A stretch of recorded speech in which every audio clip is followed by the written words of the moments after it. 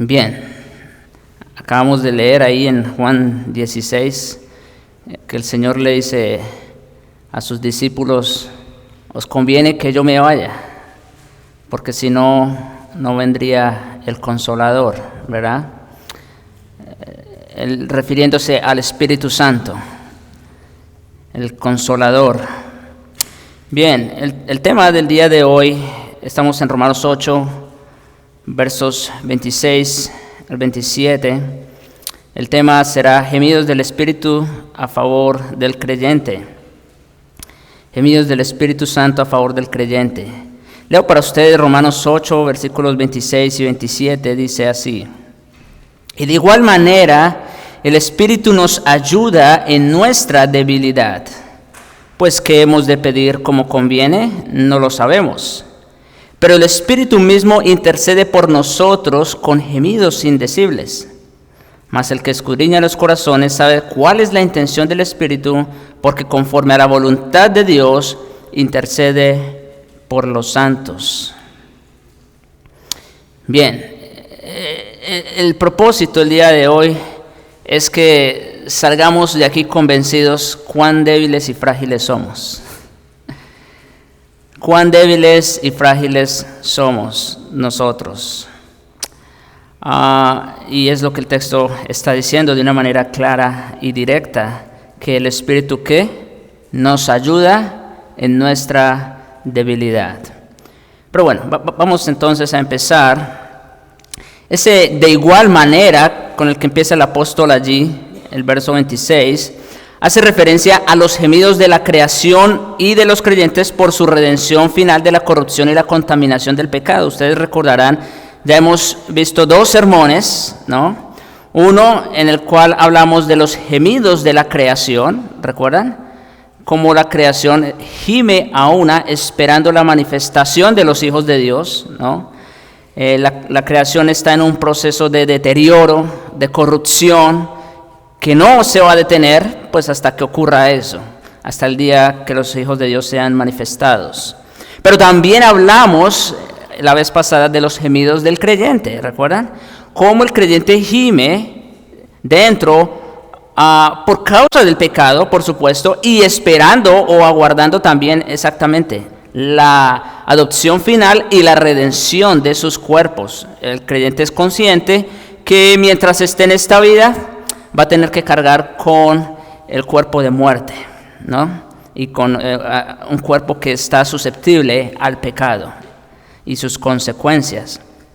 Entonces, ya tomando eso en cuenta, Pablo está conectando esos dos gemidos, el de la creación y el del creyente, con lo que sigue a continuación. Pablo revela aquí una verdad que trae a todo creyente un consuelo inmensurable, y es que el Espíritu Santo se coloca al lado de nosotros y de la creación entera para gemir junto a ellos por la llegada del día final de restauración de Dios y de ese reino eterno de justicia. Wow. Entonces, no solo la creación gime, no solo los creyentes gemimos, pero el Espíritu Santo también gime a una con nosotros. A causa de lo que queda en nosotros, de la condición humana, tal como la susceptibilidad al pecado y la duda, el Espíritu Santo nos ayuda en nuestra debilidad. Ahora, en este contexto, debilidad se refiere sin duda alguna a nuestra condición humana en general. Nosotros con frecuencia nos vemos enfrentados a situaciones en la vida diaria que simplemente lo que hacen es exponer cuán débiles y frágiles somos aquí, ¿no? Hay un canto que dice así: muy frágiles son los hombres aquí, ¿no?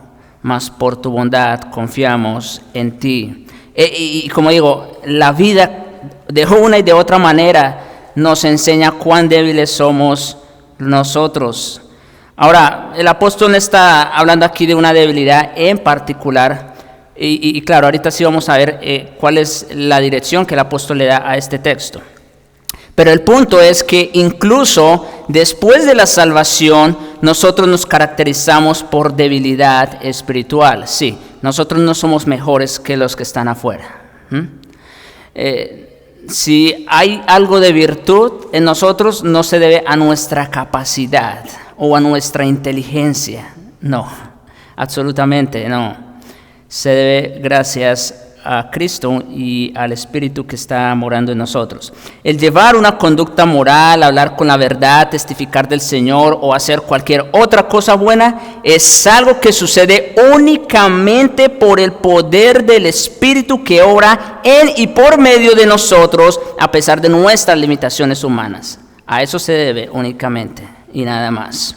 Pero la realidad es que somos susceptibles al pecado o somos fácilmente expuestos a los ataques del pecado. Ahora bien, esto que el Espíritu Santo nos ayuda en nuestra debilidad, y dicho sea de paso, no es que el Espíritu Santo hace todo, pero dice el Espíritu Santo que nos ayuda, nos asiste en nuestra debilidad.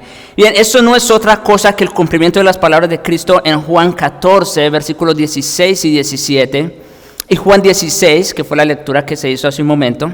Pero en Juan 14 dice lo siguiente: y yo rogaré al Padre, y escuchen lo que dice, os dará otro consolador. Ahora, interesante allí que dice otro.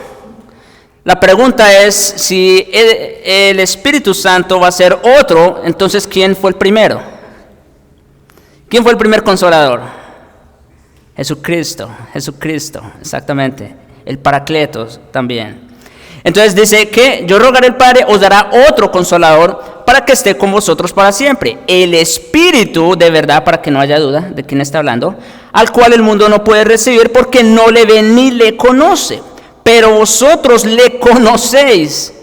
Escucha, el Espíritu Santo no había venido todavía cuando Cristo dijo estas palabras, pero dicen que ya lo conocían. ¿Y cómo conocían al Consolador? Pues claro, ¿verdad? En Juan 14 también le dice a Felipe, el que me ha visto a mí, ha visto al Padre, ¿verdad? Y los tres son uno, ¿no? Ya sabemos, ok. Entonces dice, pero vosotros le conocéis en Cristo, porque mora con vosotros. Otra, como les digo, el Espíritu todavía no había llegado, pero ya está el Consolador con ellos. ¿Quién? Cristo. Y estará, ahora sí hablando del Espíritu, con vosotros. Entonces, eso es un texto muy claro que nos enseña la venida del Consolador, del Espíritu Santo. Y más adelante, entonces, tenemos algo que nos da más luz. En Hebreos capítulo 4, verso 15, mire lo que dice. Porque no tenemos un sumo sacerdote que no pueda compadecerse de nuestras debilidades, sino uno que fue tentado en todo según nuestra semejanza, pero sin pecado. Noten, aquí Hebreos 4 está hablando otra vez de quién, de un consolador. ¿Sí se dan cuenta? Dice, no tenemos un sumo sacerdote que no pueda compadecerse de nuestras debilidades. Ahora, ¿quién es ese que se puede compadecer de nuestras debilidades y que fue tentado en todo según nuestra semejanza, pero sin pecado? ¿Fue el Espíritu? No, fue Cristo. ¿No es cierto? Entonces, lo que quiero decir aquí es esto. Cristo, por su Espíritu Santo, es nuestro consolador. Cristo, por su Espíritu Santo, es nuestro consolador. Y más adelante, de hecho, vamos a ver que en realidad los dos, cada uno en su función particular, están intercediendo por nosotros. El Cristo y el Espíritu Santo. Bien, pero seguimos adelante. En varias ocasiones, en su carta a los Filipenses, Pablo ilustra bellamente esa relación entre Dios y el ser humano. Hablando de sus propias necesidades, en Filipenses 1:19 dice, porque sé que por vuestra oración y la suministración del Espíritu de Jesucristo, noten, el Espíritu Santo, mis hermanos, no es otra cosa que el Espíritu de Cristo. Lo acabamos de leer. Tomará de lo mío y os lo hará saber. Él me glorificará, ¿no? Entonces, el Espíritu Santo, ¿quién es? Oh, es el Espíritu de Cristo mismo, morando en nosotros. Por eso les decía hace un momento, Cristo por su Espíritu es nuestro consolador, nuestro ayudador. Ahora, el Espíritu nos suministra todo lo que necesitamos para ser hijos de Dios, fieles, eficaces y protegidos por Él. En el capítulo 2 de Filipenses, Pablo exhorta, versículos 12 y 13, por tanto, amados míos, como siempre habéis obedecido, no como en mi presencia solamente, sino mucho más ahora en mi ausencia, ocupaos en vuestra salvación con temor y temblor, porque Dios es el que en vosotros produce así el querer como el hacer por su buena voluntad. Pregunta: ¿por medio de quién Dios opera o produce el querer como el hacer? Por su Espíritu Santo, el Consolador. El Espíritu de Dios obra de manera incansable en nosotros para que podamos hacer lo que nunca podríamos hacer solos: cumplir por completo la perfecta voluntad de Dios. Por eso, mis hermanos, si tenemos un motivo para dar gracias a Dios, siempre, continuamente, es por el Espíritu Santo que mora en nosotros. Él es nuestro ayudador, Él es nuestro consolador. Ahora vamos a hacer 3 preguntas a nuestro texto de estudio, y ese será nuestro bosquejo. La primera pregunta es: ¿en qué consiste nuestra debilidad? La segunda: ¿en qué consiste la obra del Espíritu? Y número 3, ¿cuál es el resultado de dicha obra? Ok, entonces, en primer lugar, ¿en qué consiste nuestra debilidad? Versículo 26, primera parte. Y de igual manera, el Espíritu nos ayuda en nuestra debilidad. Pues, ¿qué hemos de pedir como conviene? No lo sabemos. Okay. Para dejar claro en nuestro texto en qué consiste nuestra debilidad y la manera como el Espíritu Santo obra, Pablo pasa al tema de la oración. Otra vez, miren cómo dice el versículo. El Espíritu nos ayuda en nuestra debilidad. E inmediatamente sigue: pues, ¿qué hemos de pedir como conviene? No lo sabemos. Así que Pablo va a enfocar esa debilidad nuestra, ¿hacia dónde? Hacia la oración. Hacia la oración. Aunque nosotros somos redimidos y estamos absolutamente seguros en nuestra adopción como hijos de Dios, de todas maneras no sabemos qué hemos de pedir como conviene. Ahora, aquí quiero hacer un paréntesis y una aclaración. Esto no quiere decir que no sepamos en absoluto cómo orar, ¿verdad? O que no sepamos en absoluto qué es lo que debemos pedir al Señor. El Señor nos enseñó, nos dejó una oración modelo, ¿verdad? Para que nosotros sepamos qué es lo que debemos pedir, ¿no? Debemos siempre pedir por la manifestación de la gloria y la santidad de Dios. Debemos pedir por el avance del reino. Debemos pedir porque el Señor nos guarde de la tentación, del pecado, por perdón, en fin. O sea, sí sabemos, sí tenemos idea de lo que debemos pedir. Pero muchas veces y en diferentes circunstancias no sabemos qué pedir como conviene. Y muchas veces vamos a estar puestos en estrecho entre 2 cosas que son legítimas. Señor, ¿qué debo hacer aquí? ¿Esto o aquello? Ambas cosas están bien. Pero bueno, otra vez, ese es el punto. No sabemos pedir como conviene. Así que Pablo, ahora, como digo, Pablo aquí no se detiene para examinar a qué se debe nuestra incapacidad para orar como es debido, pero su afirmación abarca todos los aspectos de nuestra vida. A causa de nuestras perspectivas imperfectas, mentes finitas, fragilidades humanas y limitaciones espirituales, nosotros no estamos en capacidad de orar de una manera absolutamente conformada a la voluntad de Dios. Siempre que oramos, decimos: Señor, hágase tu voluntad.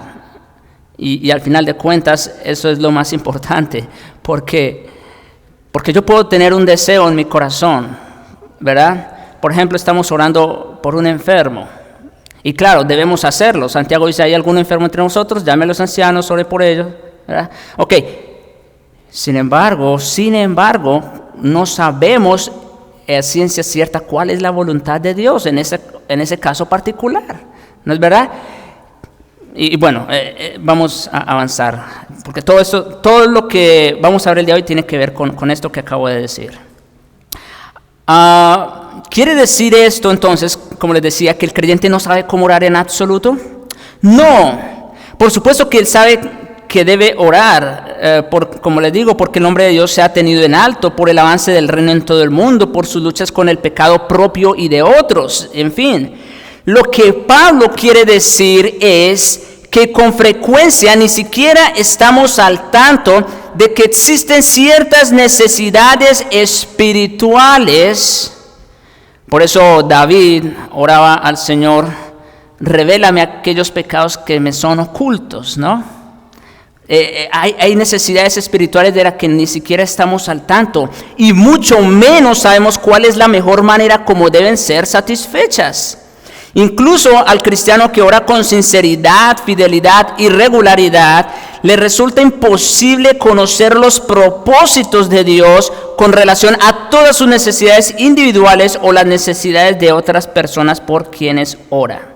Y como les decía, cuando estamos orando por un enfermo, por la situación económica, por un caso de injusticia, en fin, siempre debemos reconocer, por supuesto, que Él es soberano, que Él está en control de todo, ¿no es cierto? Eso es lo más importante. Y siempre debemos decirle: Señor, ayúdanos.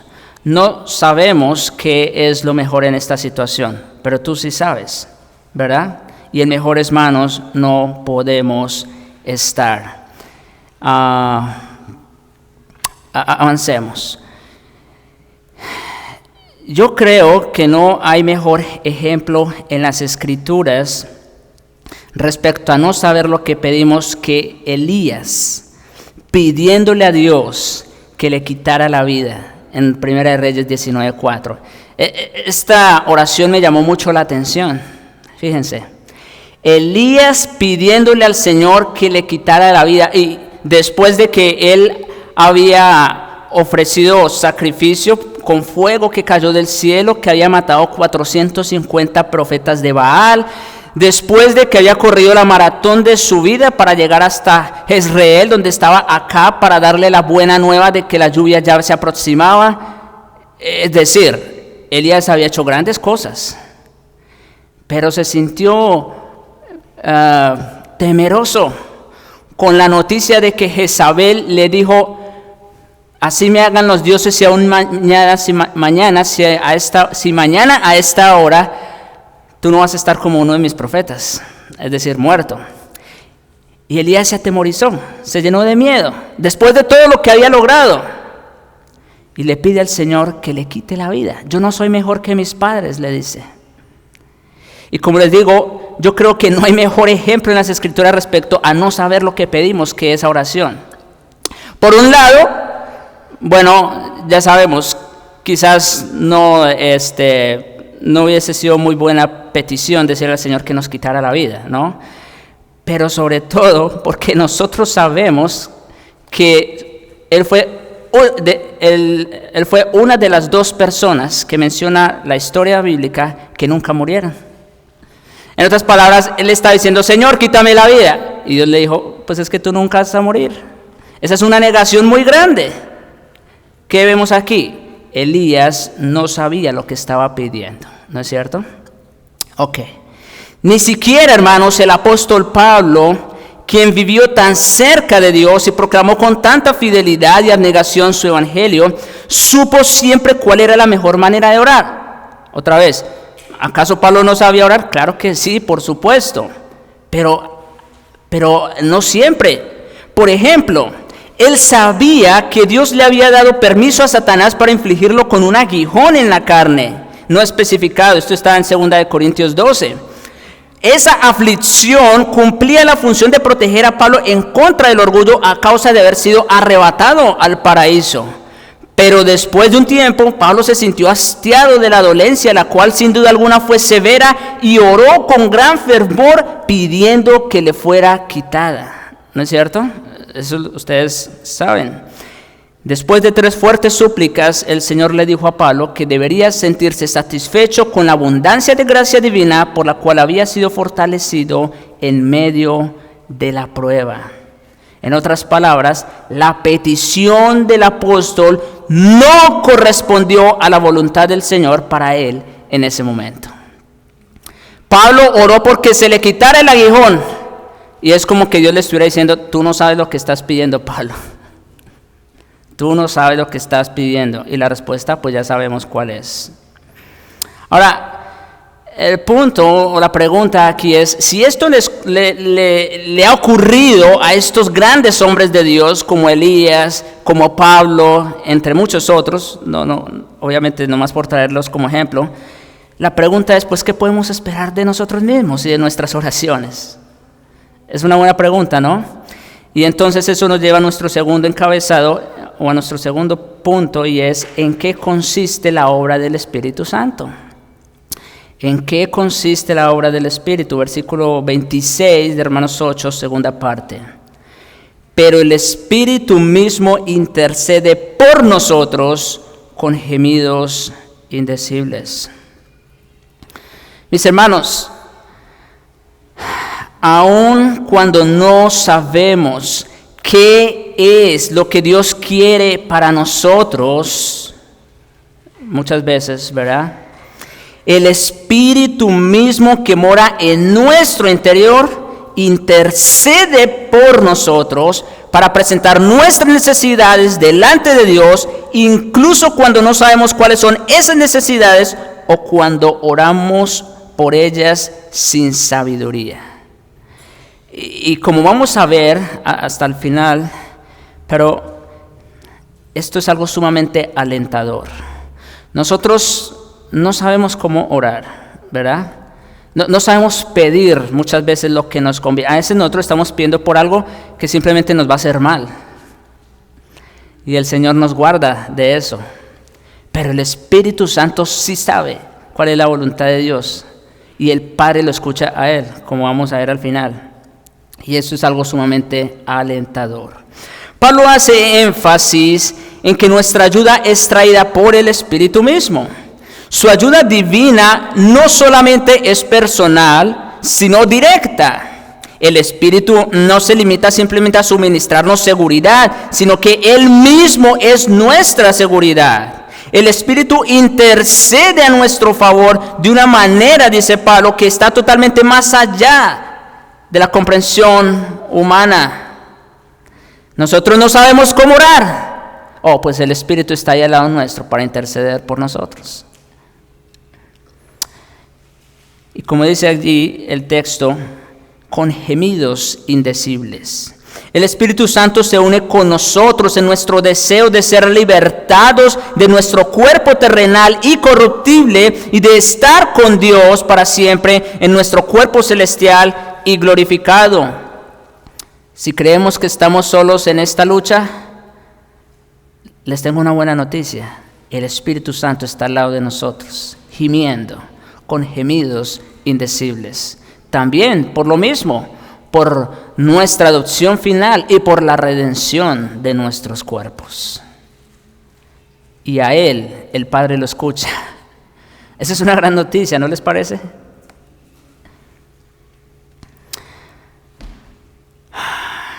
Como les decía, el Espíritu está a nuestro lado, clamando, gimiendo junto con nosotros, hasta que seamos libres de este cuerpo corruptible y terrenal, para estar con Dios para siempre. Aun cuando nuestras peticiones muchas veces van en contravía de ese propósito del cual somos conscientes. Yo sé que debemos pedir siempre por el bienestar de las personas, ¿no? Y nuestro.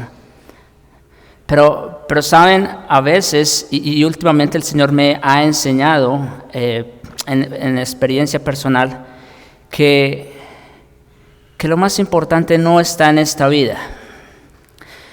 Yo sé, claro, como les digo, siempre debemos orar por el bienestar nuestro y de otros. Pero el Señor a veces permite ciertas circunstancias para que no nos aferremos a este mundo. Porque el Señor sabe que lo mejor no está aquí. Aquí la polilla y el orín corrompen, los ladrones minan y hurtan. Pero Cristo dice, háganse tesoros en los cielos, donde ni la polilla ni el orín corrompe, donde los ladrones no minan ni hurtan. Eso sí vale la pena, ¿no les parece? Aquí las cosas van y vienen. y nada nos llevamos, pero lo verdaderamente eterno es el reino de Dios, el reino de Cristo. Y como digo, Dios muchas veces permite esas circunstancias para que nos hagamos conscientes y también para que nuestras oraciones no vayan en contravía de ese propósito que Dios ha destinado para nosotros. Como les digo, a veces nosotros oramos por cosas que Dios simplemente no nos va a dar porque no nos convienen. Contrario, también siguiendo adelante, contrario a la interpretación de la mayoría de los carismáticos, los gemidos del Espíritu no son expresiones en lenguas desconocidas, mucho menos sonidos sin sentido, emitidos en alguna especie de éxtasis de la persona y que carecen de cualquier sentido racional. Como Pablo dice de manera explícita, los gemidos ni siquiera son decibles o audibles, ¿verdad? Sí, son indecibles. No obstante, esos gemidos transmiten un contenido muy profundo que corresponde a ruegos divinos por el bienestar de cada creyente. Otra vez, nosotros podemos orar por el bienestar físico y material de una persona. Debemos hacerlo, sin lugar a dudas.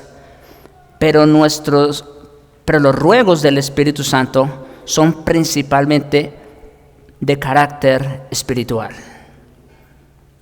Y nuestros ruegos a Dios también deberían ir en esa dirección principalmente.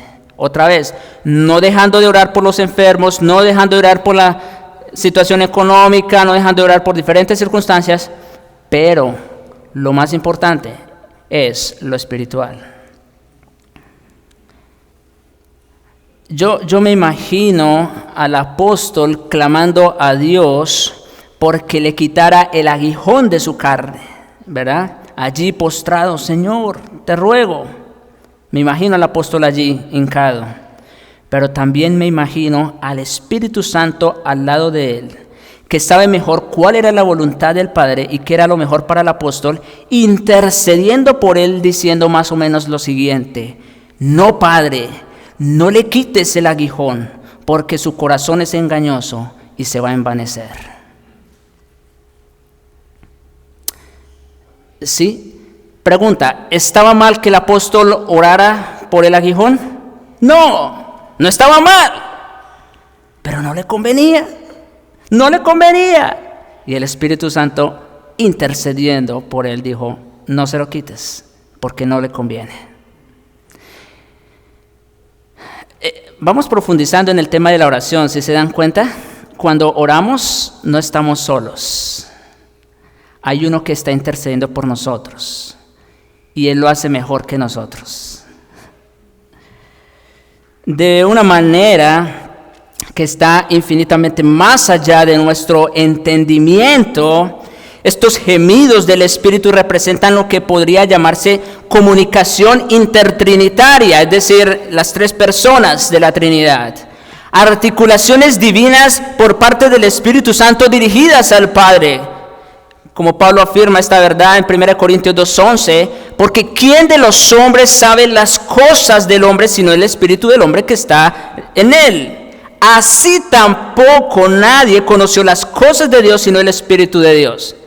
Por eso, cuando nosotros oramos a Dios, muchas veces no sabemos lo que pedimos.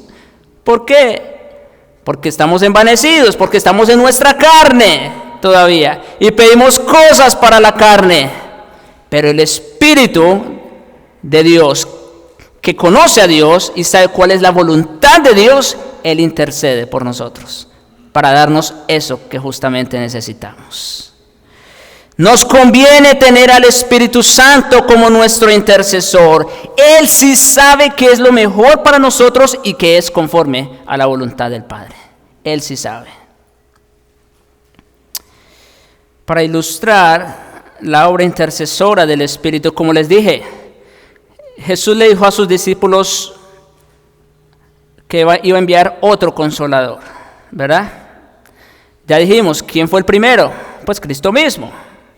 Entonces, para ilustrar un poco esa obra intercesora del Espíritu, vayamos al primer consolador, lo que Él hizo. Lo que Él hizo con su amado discípulo Pedro. En Lucas 22:31 Miren conmigo, dice allí,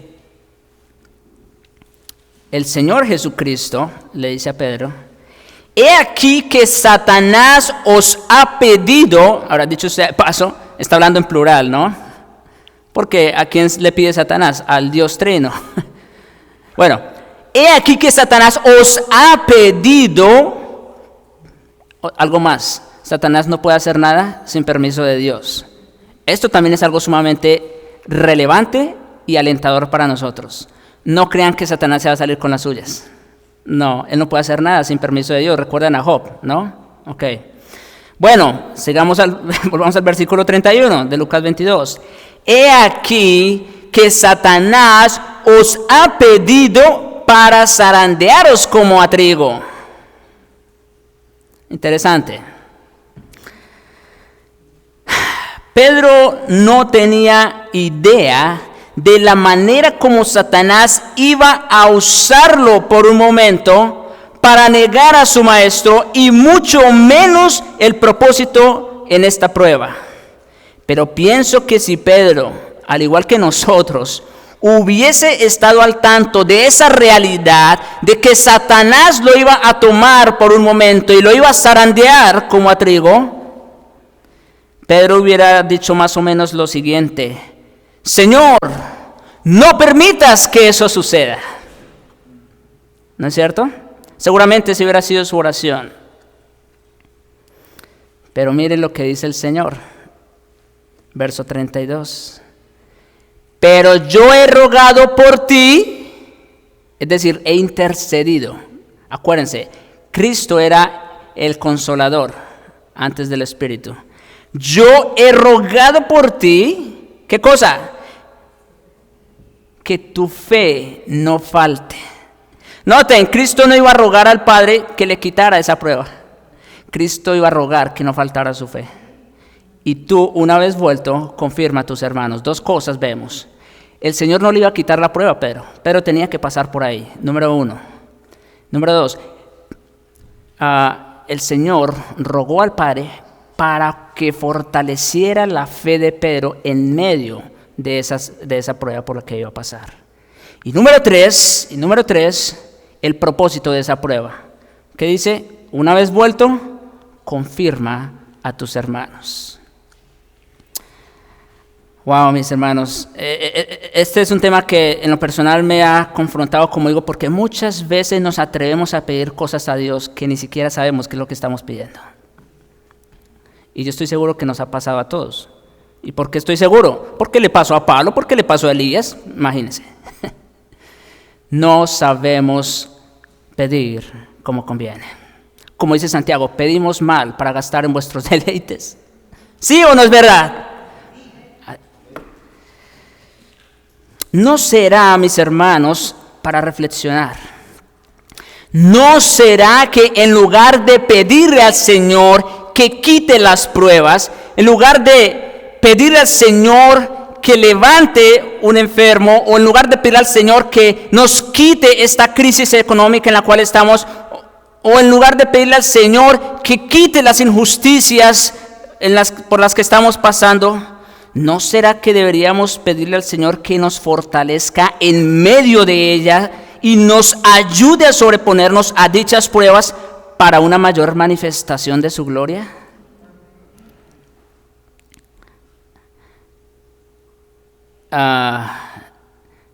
John Piper, él decía, no sé si ya está recuperado, pero él le dio cáncer de próstata. Y él decía, todo lo que yo le pido al Señor es que me ayude para que yo pueda glorificarlo a Él a través de este cáncer. Eso es diferente a decirle, Señor, quítame este cáncer. ¿Sí se dan cuenta? ¿Cómo yo te puedo glorificar y hacer que otros te glorifiquen a ti a través de esta crisis por la que estoy pasando? No es fácil orar así. Ahora, ¿recuerden ustedes a Marta, la hermana de Lázaro, diciéndole al Señor Jesús en Juan 11:21 las siguientes palabras? Ustedes saben que el Señor Jesús supo de la noticia de que Lázaro, su amigo, estaba enfermo de muerte. ¿No es verdad? ¿Y qué fue lo que dijo el Señor Jesús? Ya voy corriendo, ya voy para allá. No, ¿verdad? El Señor Jesús hubiera podido decir la palabra y sanar a Lázaro, como hizo con el centurión. No, no fue así. El Señor dijo, no, pues voy a esperar aquí otros par de días aquí y luego voy a ver. Eso parecía un poco falta de amor, ¿no les parece? Y mire el reclamo que le hace Marta al Señor cuando el Señor llega allí a la casa de ellos. Le dice, Señor, si hubieses estado aquí, mi hermano no habría muerto. Muchas veces cuestionamos al Señor así, ¿no les parece? Yo estoy seguro que sí. No miremos mal a Marta, todos lo hemos hecho. Todos hemos cuestionado al Señor. ¿Por qué? ¿No? ¿Por qué? Al igual que nosotros, ella estaba viéndolo todo desde la óptica humana. Por eso digo que todos hemos hecho ese mismo reclamo. Ella estaba viéndolo todo desde la óptica humana. Sentía impotencia ante la realidad de lo que estaba sucediendo. Sin embargo, lo que Marta no sabía era el propósito que había detrás de tan lamentable suceso. Mire lo que dijo el Señor, versículos 4 y 5 de Juan 11. Muy importante. Esta enfermedad, cuando el Señor supo lo que le había pasado a Lázaro, que estaba enfermo, mire lo que dice, esta enfermedad no es para muerte, no, sino para la gloria de Dios y para que el Hijo de Dios sea glorificado por ella. ¿Ven que aún nuestras enfermedades son para la gloria de Dios? Así mismo. Y no solo eso, agrega el versículo 5, y amaba Jesús a Marta, a su hermana y a Lázaro. Entonces, ¿fue desamor que Jesús no fue a tiempo para evitar que Lázaro muriera? No, no fue desamor. No fue desamor, hermanos. Jesús consideró más amoroso, escuchen, para ellos, y más glorioso para él esperar que Lázaro pasara 4 días en la tumba para luego resucitarlo, en lugar de sanarlo. Claro, ¿qué fue más glorioso? ¿Una curación o una resurrección? ¿No es cierto? ¿Qué es más amoroso? ¿Que tu familiar se mejore? Claro, eso es bueno. O que te regresen un familiar que ya estaba muerto, imagínense. Bueno, eso fue lo que Cristo hizo con Lázaro. Esta enfermedad no es para muerte, sino para la gloria de Dios, para que el Hijo de Dios sea glorificado por ella. Entonces, ese es el consolador en principio, el Señor Jesucristo. Y es exactamente lo que el Espíritu Santo sigue haciendo el día de hoy con su iglesia, con nosotros. Nosotros muchas veces no sabemos lo que pedimos. Marta estaba esperando con ansias que el Señor llegara a tiempo para que no se muriera su hermano. Pero el Señor sabía que era lo mejor para esa familia. Y así es el Espíritu con nosotros. En resumen, el Espíritu Santo desempeña 2 labores importantes en la oración. Primero, toma nuestras pobres oraciones contaminadas de pecado e intereses egoístas, porque esa es la realidad de muchas de nuestras oraciones, contaminadas de pecado e intereses egoístas. Él las purifica y perfecciona para hacerlas aceptables delante de Dios o conforme a su voluntad. Eso es lo primero que el Espíritu hace. Y número 2, las traduce de nuestro pobre y corrompido lenguaje humano al divino para ser audibles en el trono de la gracia. Es simplemente magistral, espectacular la obra del Espíritu Santo a nuestro favor. Bien, mis hermanos, ¿cuál es el resultado de la intercesión del Espíritu. ¿Cuál es el resultado? Versículo 27 de Romanos 8. Mas el que escudriña los corazones, refiriéndose a Dios, mas él que escudriña los corazones sabe cuál es la intención del Espíritu, porque conforme a la voluntad de Dios intercede por los santos. Cuando se estaba dando el proceso de seleccionar a un sucesor para el rey Saúl, en 1 Samuel 16, se recuerdan las palabras que Dios le dijo a Samuel, ¿no? En primer lugar, puso a Saúl como rey, ¿recuerdan? Un hombre grande, de hombros para arriba, sobrepasaba a todo el pueblo, apuesto seguramente. Pero a la persona que ahora iba a escoger el Señor, pues como que no era tan apuesto. ni parecía ser lo suficientemente grande y valiente para la guerra, en fin. Entonces mira lo que el Señor le dice a Samuel. Porque Jehová, en 1 Samuel 16:7, Jehová no mira lo que mira el hombre, pues el hombre mira lo que está delante de sus ojos, pero Jehová mira el corazón. Ahora, en la dedicación del templo de Salomón, él oró al Señor con estas palabras, en 1 Reyes 8:39. Tú oirás en los cielos, en el lugar de tu morada.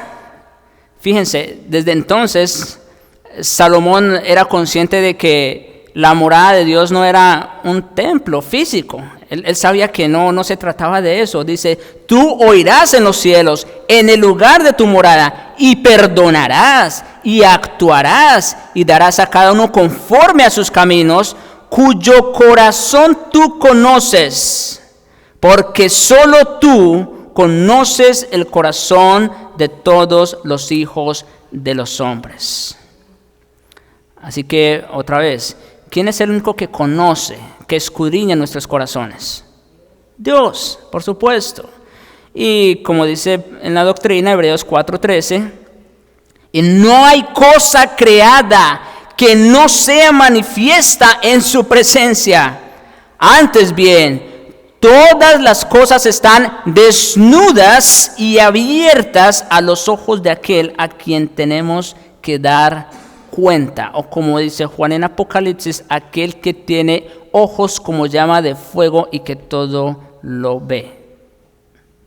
Así que estamos diciendo que el Señor es el que conoce, el que escudriña los corazones. Pablo lo está diciendo en el versículo 27. Mas el que escudriña los corazones, ¿verdad? ¿Qué sigue diciendo? Sabe cuál es la intención del Espíritu, porque conforme a la voluntad de Dios intercede por los santos. Entonces, si el Padre conoce los corazones de los hombres, ¿cuánto más conoce la intención del Espíritu? El Padre entiende exactamente lo que el Espíritu está expresando, y lo entiende por la sencilla razón de que los tres son uno. El Espíritu sabe cuál es la voluntad del Padre. El Padre, por supuesto, escucha la intercesión del Espíritu, porque ambos son uno y porque ambos hablan el mismo lenguaje. Puesto que la voluntad del Espíritu y la voluntad del Padre son idénticas, y puesto que Dios es uno, pareciera que esta declaración de Pablo fuera innecesaria. Sin embargo, el apóstol está señalando esa verdad con el fin de dar ánimo a los creyentes. Sí, como les decía, nosotros muchas veces no sabemos orar, no sabemos pedir lo que nos conviene, o entonces el Espíritu intercediendo por nosotros, Él lo va a hacer mucho mejor, y entre ellos sí se entienden, vamos a decir. Es como en una corte. En una corte se entienden únicamente entre jueces y abogados, los demás prácticamente no cuentan, ¿verdad? Es exactamente lo mismo que ocurre en la Trinidad. Nuestras oraciones llegan al trono de la gracia no por causa nuestra, no en virtud de nosotros mismos, sino en virtud de la obra intercesora del Espíritu. Entre ellos se entienden. El hecho de saber que el Padre escucha al Espíritu es algo sumamente grande y nos estimula a orar con mayor confianza.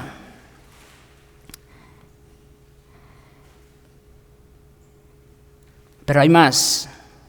Nosotros, hermanos, nos sostenemos justificados y justos delante de Dios el Padre únicamente debido a que el Hijo y el Espíritu Santo, como nuestros abogados e intercesores constantes, nos representan ante su presencia cada uno en su función. Y es lo que les decía al principio, en realidad nosotros tenemos doble intercesor. Tenemos a Jesucristo como nuestro sumo sacerdote, ¿verdad?, intercediendo por nosotros, y al Espíritu nuestro consolador e intérprete.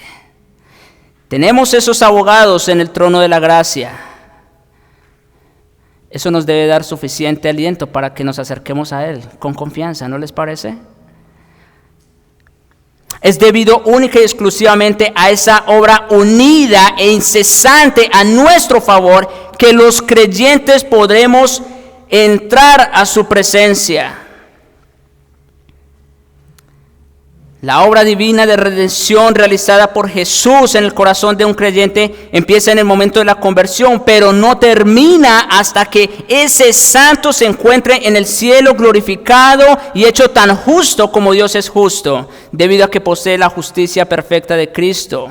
Esto es garantizado por la obra celestial de nuestro Señor, nuestro sumo sacerdote, y porque hemos sido hechos morada del Espíritu Santo. Si no fuera por el poder sustentador del Espíritu dentro de nosotros y la continua mediación de Cristo como sumo sacerdote, la humanidad que sigue habiendo en nosotros nos arrastraría otra vez hasta llevarnos otra vez al punto de condenación. Pero eso no va a pasar, mis hermanos. Eso no va a pasar. Tenemos a nuestros abogados, a nuestros intercesores. Tenemos a Jesucristo, nuestro sumo sacerdote, y al Espíritu Santo, nuestro consolador.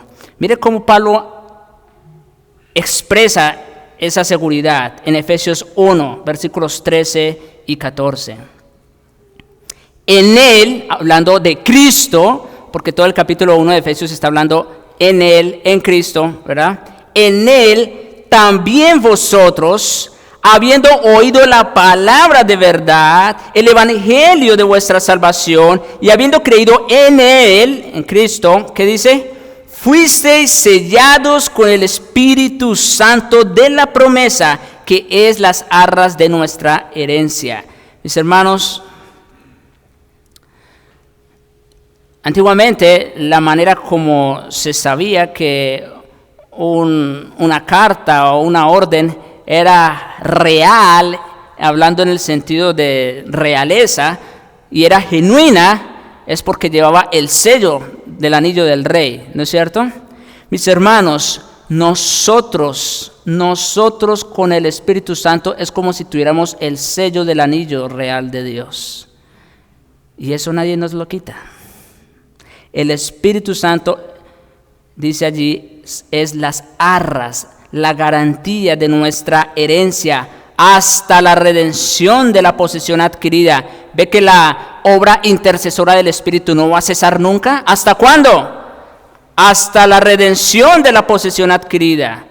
O en otras palabras, en palabras de Romanos 8, hasta la adopción final y la redención de nuestros cuerpos.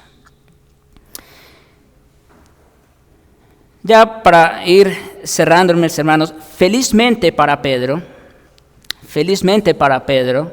Jesús cumplió su palabra a pesar de la exhibición de coraje espurio por parte del apóstol.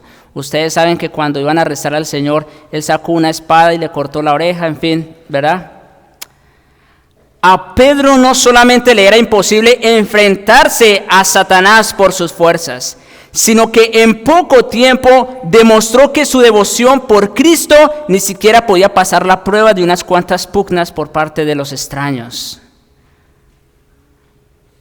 Eso sucedió cuando Pedro negó a Jesús, ¿verdad?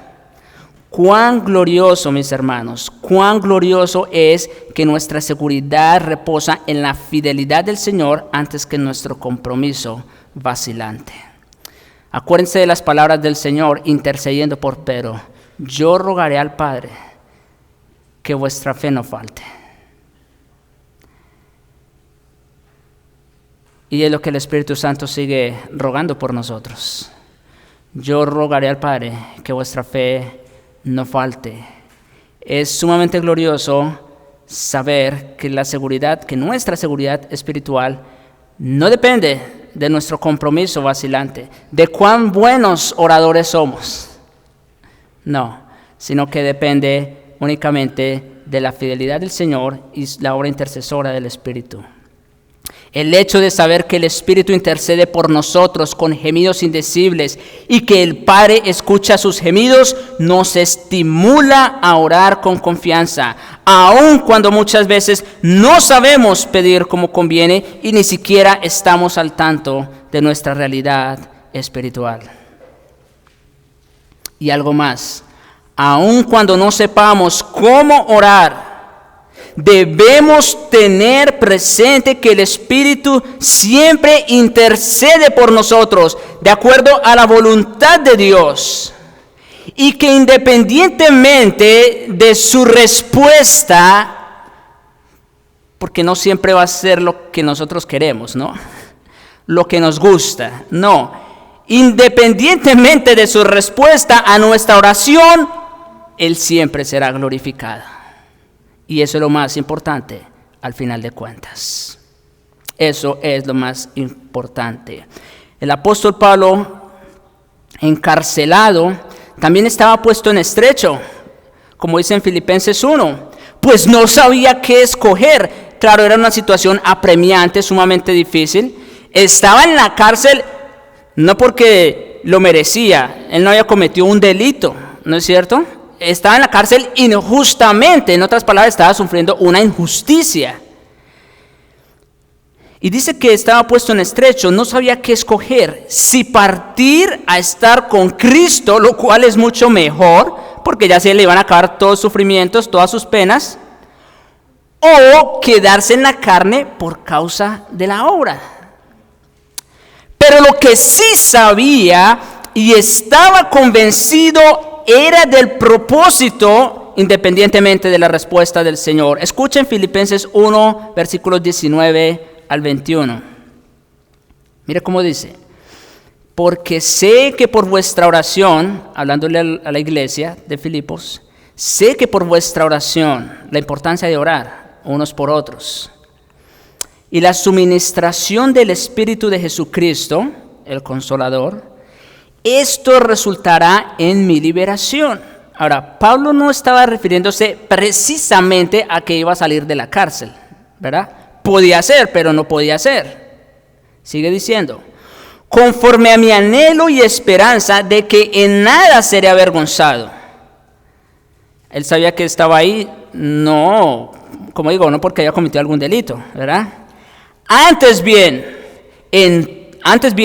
con toda confianza, como siempre, ahora también será magnificado Cristo en mi cuerpo, o por vida o por muerte. Porque para mí el vivir es Cristo y el morir es ganancia.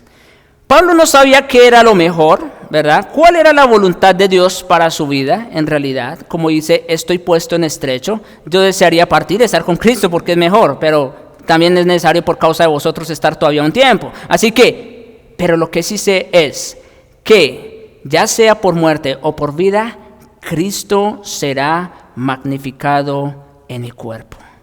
Y eso es todo lo que nosotros debemos saber, entender y aceptar. Que Cristo sea glorificado en nosotros. En nuestro pasaje que acabamos de estudiar entonces, Pablo hace énfasis en la intercesión divina que es necesaria para la preservación de los creyentes, mientras se encuentran camino hacia esa esperanza eterna. Nos resulta imposible concebir en nuestra mente esa verdad maravillosa, tanto como cualquier otro aspecto del plan de redención. Sin embargo, sabemos que si Cristo y el Espíritu Santo no hicieran guardia constante a nuestro favor, nuestra herencia en el cielo estaría reservada para nosotros en vano. Demos gracias al Señor. Demos gracias al Señor porque tenemos a Cristo y al Espíritu Santo a nuestro lado, intercediendo, como dice Pablo, con gemidos indecibles a nuestro favor. Acerquémonos pues, como dice Hebreos 4:16, acerquémonos pues confiadamente al trono de la gracia para alcanzar misericordia y hallar gracia para el oportuno socorro. Oremos.